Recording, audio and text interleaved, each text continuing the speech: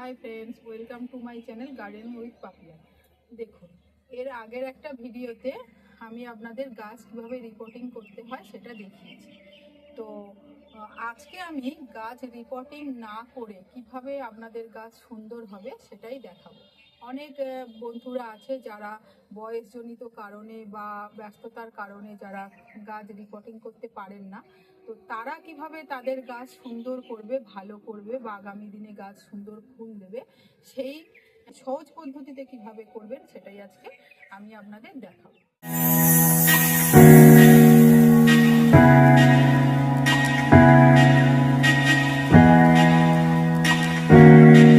তো দেখুন, এটা একটা হাইব্রিড জবা গাছ, এটার নাম ভ্যালেন্টাইন। তো এই জবা গাছের মানে রিপোর্টিং না করে কিভাবে আপনারা আপনাদের গাছে সুন্দর ফুল আনবেন সেটাই দেখাবো। তো দেখুন, এর কিছুটা মাটি আমি এইভাবে তুলে নিয়েছি। আমি এই কুরপিটা দিয়ে এর কিছুটা মাটি আমি তুলে নিয়েছি। আর এদিকে দেখুন, একটা মাটি মানে একটা মিডিয়া তৈরি করে নিয়েছি। আমি ভার্মি কম্পোস্ট, বালি আর মাটি এটা সমান পরিমাণ নিয়েছি। আর বালি বলতে যেটা বাড়ি তৈরির কাজে লাগে লাল বালি সেটা, আর ভার্মি কম্পোস্ট কেঁচো সার। কিন্তু এই কেঁচো সারের পরিবর্তে আপনারা গোবর সার নিতে পারেন বা পাতা পচা সার নিতে পারেন, কিন্তু গোবর সার হলে 1 বছরের পুরনো হতে হবে। তো দেখুন, এই সমপরিমাণ নিয়ে আমি এই মিডিয়াটা তৈরি করেছি। আর এই মিডিয়ার মধ্যে মিশিয়েছি আমি এই যে ট্রাইকোডার্মা ভিরিডি। এই ট্রাইকোডার্মা ভিরিডি একটা জৈব ফাঙ্গিসাইড। এটা মাটিতে মেশালে এটা গাছের ফাঙ্গাস হতে দেয় না। আর মিশিয়েছি নিমখোল। এই যে নিমখোল, এটা তো আপনারা জানেন যে গাছের পোকামাকড় হতে দেয় না, এটা মিশিয়েছি। আর মিশিয়েছি এই যে জিয়ার দানা। এই জিয়ার দানা এমন একটা সার, এর মধ্যে গাছের মাইক্রো ম্যাক্রো মিলিয়ে 17টা উপাদান থাকে। তো গাছের সব কিছু খাবার কিন্তু এর মধ্যে থাকে। তো এইগুলো কিন্তু আমি সবই 1 চামচ করে এই মাটির মধ্যে মিশিয়ে আমি এই মিডিয়াটা তৈরি করেছি। তো দেখুন, এবার আমি কি করছি, এই মিডিয়াটা আমি এখানে এই যে ভরিয়ে দিচ্ছি।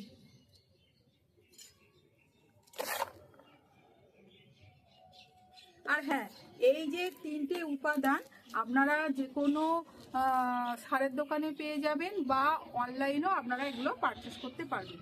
এখন দেখুন আমি কি করছি, এই যে মাটিটা আমি ভরিয়ে নিচ্ছি।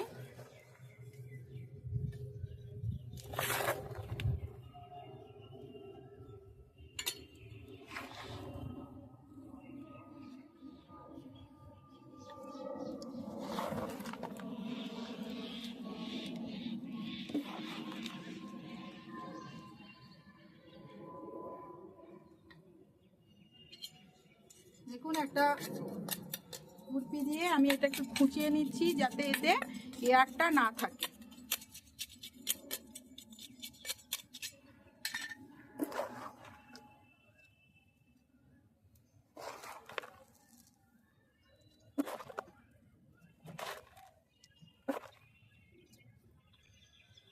তো দেখুন, এটা আমি ভরিয়ে নিয়েছি কিছুটা। এবার কি করব দেখুন, এই যে এটা হচ্ছে একটা মিশ্র সার। এর মধ্যে আছে হাড় গুঁড়ো, শিংকুচি, নিমখোল, সর্ষের খোল, বাদাম খোল, রক্ত সার, সমস্ত কিছু। আর এটা কিন্তু অনেক দিনের পুরনো, দেখুন একদম মাটি হয়ে গেছে।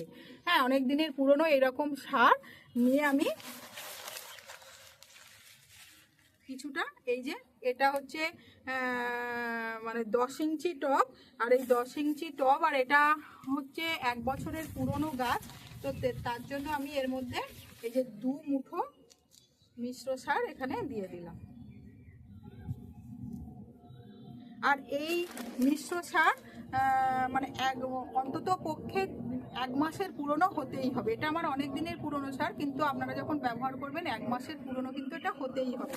তো তার আগে দিলে কিন্তু গাছের ক্ষতি হবে, আপনারা এটা লক্ষ্য রাখবেন যাতে 1 মাসের পুরনো।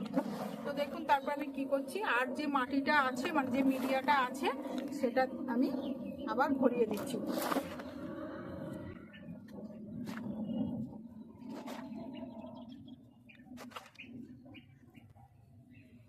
তো দেখুন হয়ে গেছে। আর এর মধ্যে আমি জল দিয়ে দেবো। আর এই গাছের আমার এই গাছটাতে একটু কাটিং করার দরকার আছে, তো আমি এখন করব না।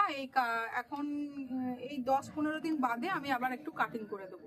তো সব বন্ধুরা রিপোর্টিং করতে পারবেন না, যাদের সময় নেই, ব্যস্ততা, তো তারা ভাবছেন যে গাছে কিভাবে ফুল হবে না হবে, তো তার একটা সহজ সহজ সরল একটা সমাধান আমি আনলাম।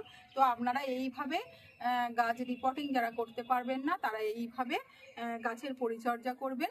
তো করলে আগামী দিনে আপনাদের গাছ খুব সুন্দর হবে, ভালো হবে, ফুলে ভর্তি হয়ে যাবে। তো আমার এই ছোট্ট ভিডিওটা যদি আপনাদের ভালো লেগে থাকে, তো লাইক, কমেন্ট, শেয়ার করবেন আর সাবস্ক্রাইব করে আমার পাশে থাকবেন। তো thank you for watching my video. Tata.